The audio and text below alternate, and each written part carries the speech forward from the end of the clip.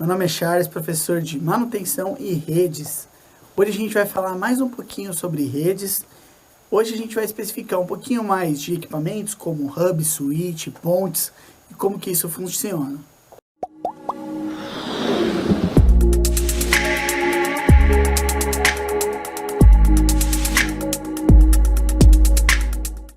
Vamos começar falando um pouco sobre os hubs, tá? O hub, qual é a função dele? Transferir internet. Ou seja, eu pego a internet de algum lugar e mando para outro. Ele normalmente é pouquíssimo usado nas empresas hoje em dia. Está chegando até a se falar de extinção de hub, que não se utiliza mais os hubs de rede.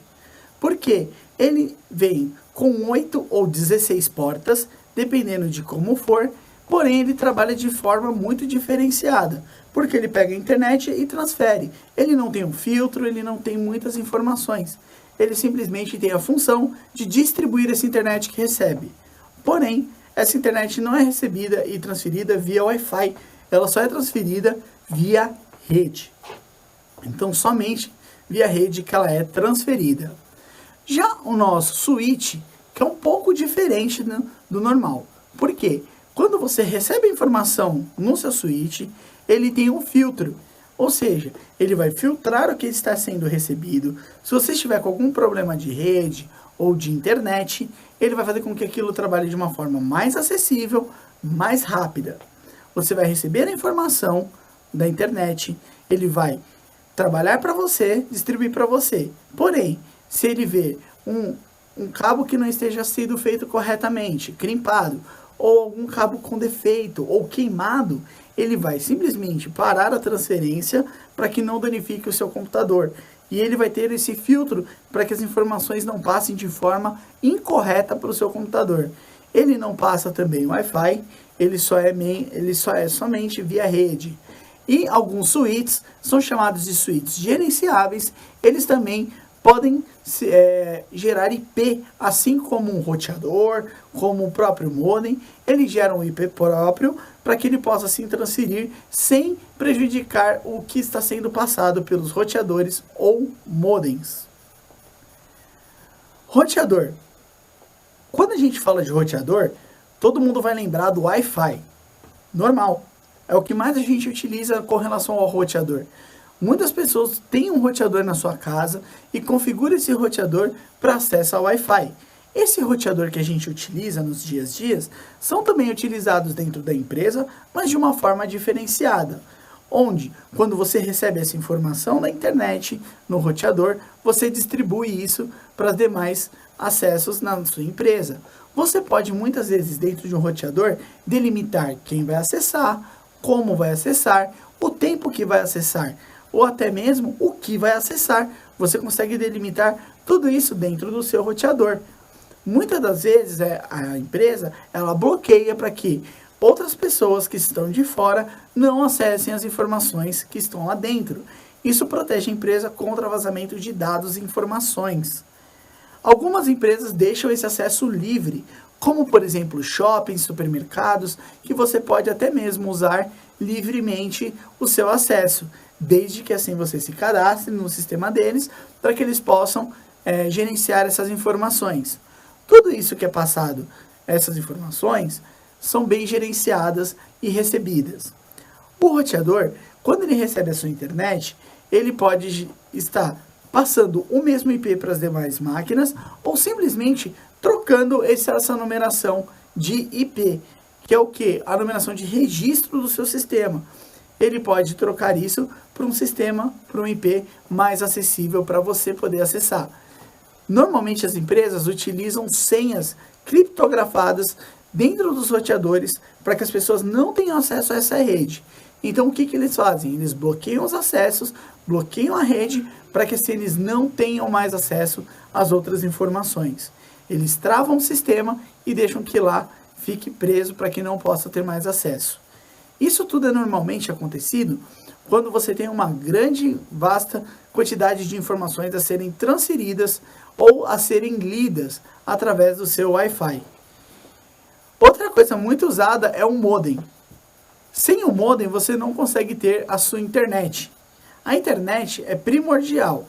Dependendo da empresa que você utiliza, o seu modem já tem acesso ao Wi-Fi ou até mesmo uma distribuição de rede, dependendo do quanto você utiliza. Existem hoje N empresas que trabalham com roteadores ou com modems também. Esses modems, eles são normalmente alugados por essas empresas, tanto que se você cancelar o seu plano, se um dia você cancelar, você vai ver que eles vão levar o seu modem. Por quê? Esse modem, ele é alugado. É o método que a empresa manda informação, ou seja, internet, para a sua casa. E lá você consegue mandar essas informações para os demais lugares. Como a informação é transferida para as demais áreas, você determina se você vai receber e transferir com o mesmo número, se você vai receber e transferir com números diferentes. Isso tudo quem determina é você. Para isso é que existe o nosso endereço de IP. O endereço de IP, ele vai demarcar o local e o lugar onde você está. Velocidade, máquina, modelo, tudo isso. As primeiras informações que a gente tem do nosso IP é, por exemplo, a nossa localidade e o quanto que está saindo de informações. Por isso que na internet, sempre que você acessa, ele deixa um pequeno rastro, que é o próprio IP, ok? Hoje a gente vai falar sobre um servidor que é muito importante, que é chamado de servidor Windows. O que é o servidor Windows? Quando você tem uma rede bem estruturada dentro da sua empresa, ou até mesmo da onde você mora, você pode ter um servidor. Esse servidor, ele vai comandar todos os demais computadores que existem lá dentro. Ele, por exemplo, determina, você pode criar pastas exclusivas sua, onde as pessoas só vão acessar com seu login, sua senha. Você pode criar um tipo de rede onde ninguém possa mais ter acesso àquilo que você acessa, de um jeito muito restrito. As empresas usam os servidores para restringir essas informações. Por exemplo, eu consigo restringir o meu acesso a essas informações, restringir todos os dados. Outro servidor muito próximo ao servidor Linux. Muitas empresas optam pelo servidor Linux por ele ser gratuito. E por ele ser gratuito, muitas pessoas optam por ele por esse motivo. Porém, diferentemente do Linux, diferentemente do Windows, os servidores dele são separados.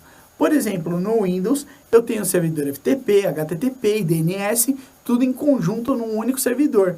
No Linux, eu preciso fazer isso de modo separado.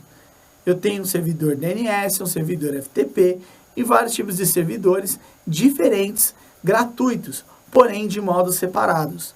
Isso faz com que o meu custo acabe aumentando, mas a maioria das empresas hoje utilizam servidores Linux pela segurança do seu sistema, que hoje o Linux é um dos sistemas mais seguros que tem, e pela sua facilidade de acesso. Hoje, a gente viu bastante que servidores Linux são importantes, servidores Windows são importantes. Como eles têm esses acessos? Quais são os tipos de rede que a gente utiliza? As topologias, a gente viu todas essas informações. Switches, hubs, modems e até mesmo roteadores. Como que funciona a internet e tudo mais. Pessoal, espero que tenham gostado das aulas. Qualquer dúvida, pode colocar nos comentários aqui embaixo. Não esqueçam de fazer as atividades. Bons estudos, até a próxima aula.